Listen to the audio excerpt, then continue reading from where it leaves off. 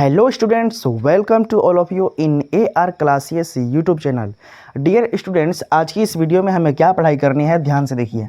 आज की इस वीडियो में हम लोग समझेंगे कास्टिक सोडा बनाने की प्रयोगशाला विधि।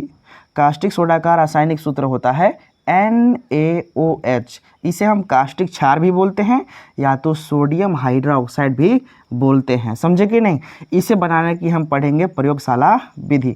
आपको बता दूं, ये कक्षा 10 के विज्ञान का पाठ नंबर 2 है और पाठ नंबर 2 का नाम है अम्ल क्षार तथा लवण और इसका ये वीडियो नंबर 9 है। इससे पहले 8 वीडियो हमने बनाए हैं जो कि अम्ल क्षार लवण का बेसिक से लेकर के यहाँ तक है, ठीक है। और एक एक पॉइंट को समझाते हुए बताए हुए हैं। और यदि आप उन्हें नहीं देखे हैं तो आई बटन पे एक लिंक आएगा, वहाँ पे क्लिक करके आप देख सकते हैं, या फिर डिस्क्रिप्शन बॉक्स में भी लिंक दिया जाएगा, वहाँ से भी देख सकते हैं।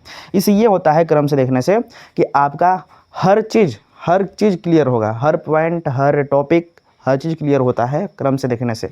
और एक चीज़ और, जब भी कोई चीज़ पढ़ते हैं या सीखते हैं तो आप पेन और कॉपी लेकर ही बैठा कीजिए और जिस क्रम में मैं लिख रहा हूँ उसी क्रम में आप भी लिखा कीजिए। ऐसे आपका अंत में नोट्स भी बनकर तैयार हो जाता है और आपको समझ में आएगा कि आज आपने क्या पढ़ाई किया है, कितना लिखा है, समझे कि नहीं। इस प्रकार से एग्ज़ाम में रिवीजन करने में बहुत आसानी होती है, ठीक है।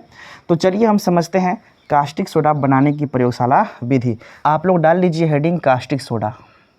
कास्टिक सोडा आप चाहें तो इसका कोष्टक में लिख सकते हैं NaOH, लिख दीजिए, कोई दिक्कत नहीं है। सबसे पहली बात, इसका सामान्य परिचय देखा जाता है। जब भी कोई चीज़ अगर आप बनाते हैं तो उससे पहले इसका सामान्य परिचय जानना होता है और लिखना होता है। कभी भी आप एग्ज़ाम में लिखिएगा तो सामान्य परिचय आप ज़रूर लिखिएगा, ठीक है। तो सबसे पहली बात, कास्टिक सोडा का रासायनिक नाम सोडियम हाइड्रोक्साइड होता है। क्या चीज़? सोडियम हाइड्रोक्साइड होता है। ये पॉइंट आपको लिखना है ना। लिखेंगे कास्टिक सोडा का रासायनिक नाम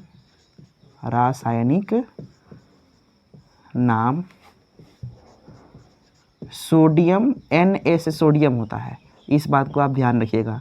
सोडियम, OH का मतलब हाइड्रोक्साइड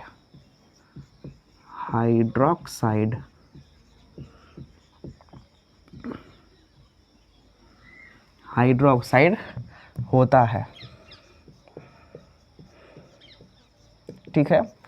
एक चीज़ और बताइएगा कि कास्टिक सोडा का जो अणु सूत्र होता है वो NaOH होता है। आपको लिखना पड़ेगा, आप लोग लिखिए कि कास्टिक सोडा का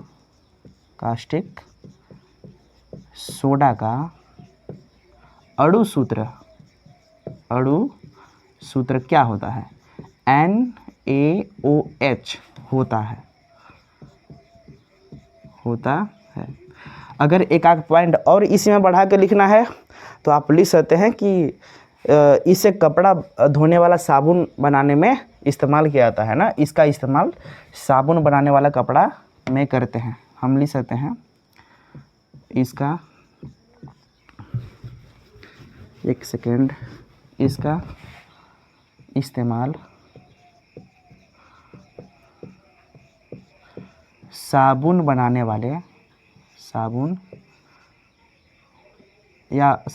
में करते हैं। लेकिन कैसा, ये चीज़ हमने नहीं लिखा ना। तो कैसा? तो कपड़ा धोने वाला।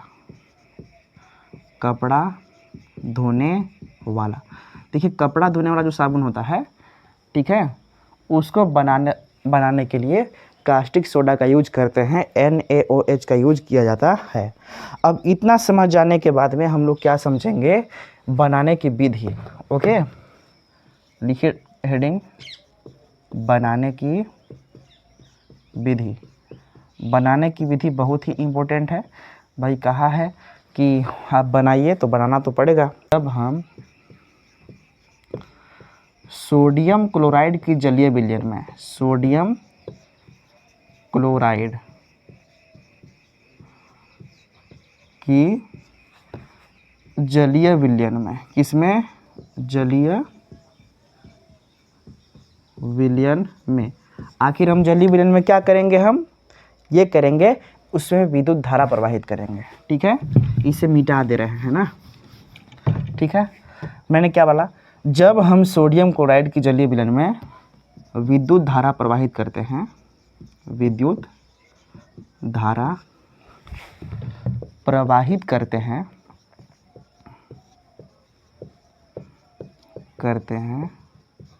ठीक है, तो कास्टिक सोडा का निर्माण होता है। किसका? तो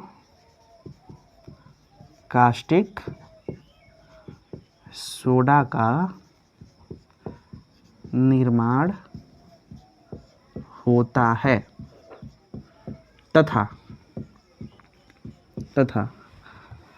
क्लोरीन तथा हाइड्रोजन गैस, क्लोरीन और हाइड्रोजन गैस भी बनता है, हाइड्रोजन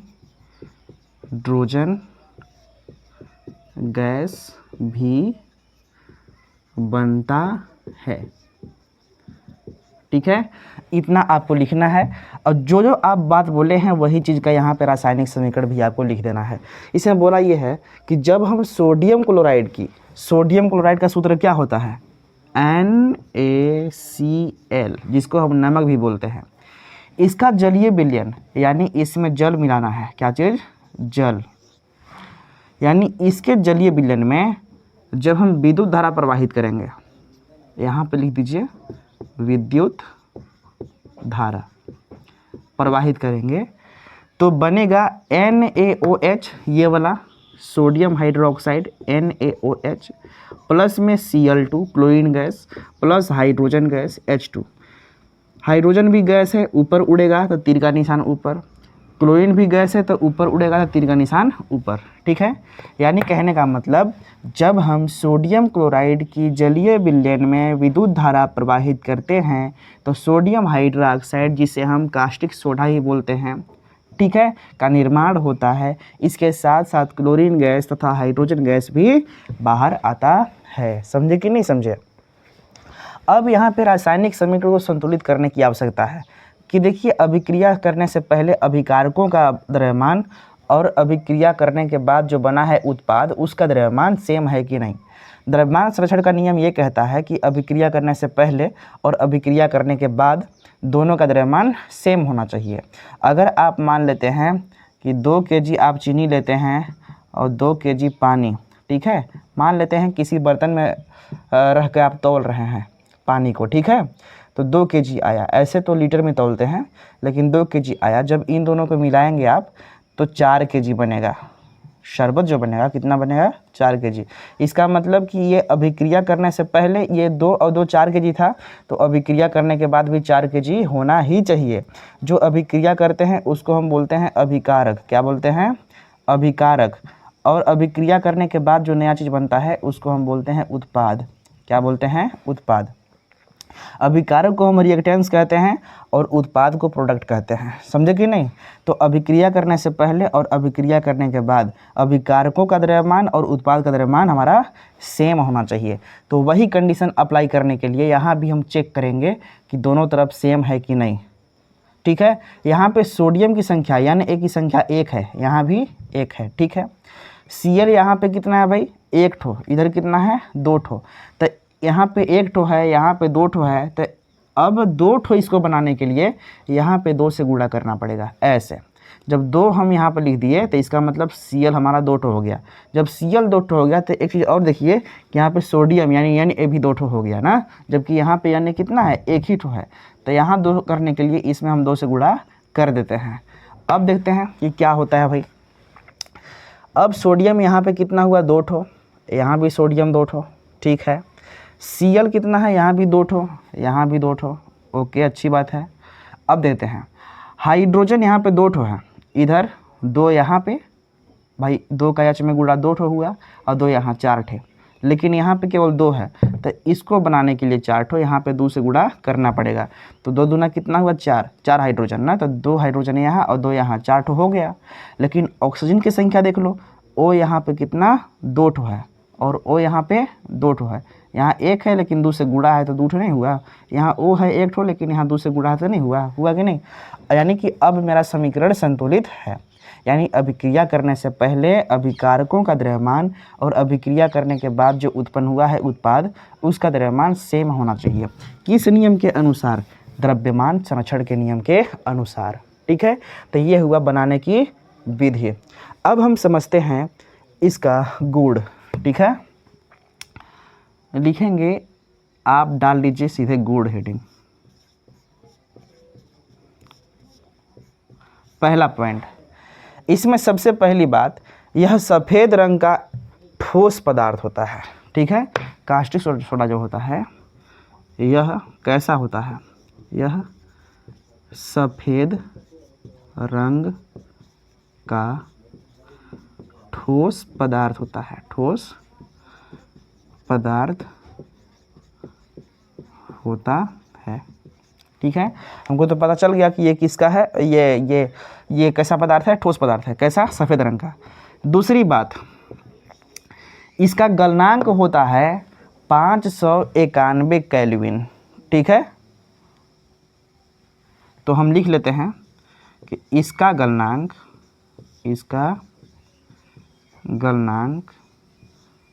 591 केल्विन होता है। ठीक है, इतना टेम्परेचर आप दीजिए तब ये गलेगा। भाई हमने बताया है कि कास्टिक सोडा जो है एक क्षार है। क्या है? क्षार है। कास्टिक, इसको क्षार भी बोल सकते हैं, कास्टिक क्षार। ठीक है, कास्टिक जो सोडा है NaOH, यह एक प्रबल क्षार है कि नहीं? प्रबल क्षार है। और इसका एक खास बात होता है कि इसका स्वाद कड़वा होता है। कैसा? कड़वा। क्षार का स्वाद कड़वा होता है, हमने बताया था पिछले वाले वीडियो में, जब अम्ल क्षार और लवण समझ रहे थे तब। ठीक है, तो हम लिख सकते हैं कि इसका स्वाद कड़वा होता है। इसका स्वाद कड़वा होता है। ठीक है, चौथी बात, हम इसमें लिख सकते हैं कि ये जल में, ठीक है, अत्यधिक मात्रा में घुलनशील है। जब इसे आप जल में डाल देंगे तो ये अपने आयनों में टूट जाता है। समझे कि नहीं? आयनों में टूटता कैसे है भाई साहब? तो जो है यहाँ पे सोडियम हाइड्रोक्साइड है, जब इसे आप जल में डालेंगे तो अपने आयनों में टूट जाता है। यहाँ पर बनाएगा Na+ प्लस में OH-। समझे कि नहीं? जल में डालने पर आयनों में टूट जाता है। इसे हम कह सकते हैं कि यह जल में अत्यधिक विलेय है। ठीक है, तो लिख सकते हैं यह जल में अत्यधिक विलेय है। अत्यधिक विलेय है। विलेय का मतलब घुलनशील ना, यानी जल में बहुत तेजी से घुल जाता है। और इसकी प्रकृति कैसा है भाई? क्षारीय है, क्योंकि हमने बताया कास्टिक क्षार है। तो हम बोल सकते हैं कि इसका प्रकृति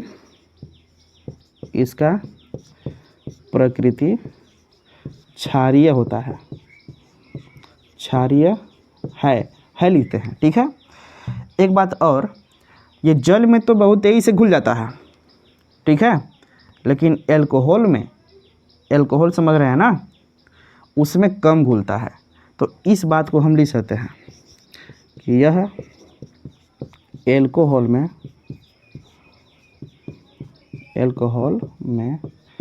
कम घुलनशील है। कम घुलनशील है। ठीक है, आपके एग्ज़ाम के लिए इतना बहुत है। ठीक है, अब हम समझते हैं इसका उपयोग। इसका यूज क्या है?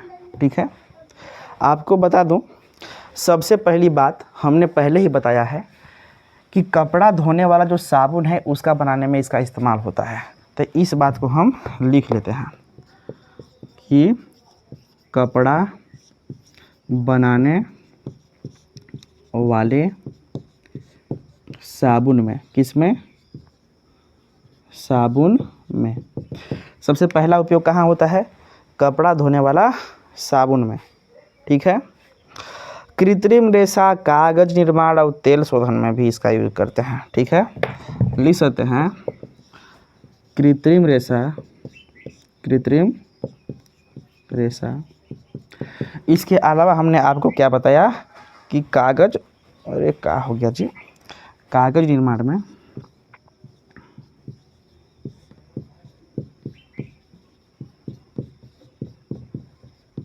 ठीक है। और एक चीज़ और हम बोल सकते हैं कि तेल के शोधन में, तेल के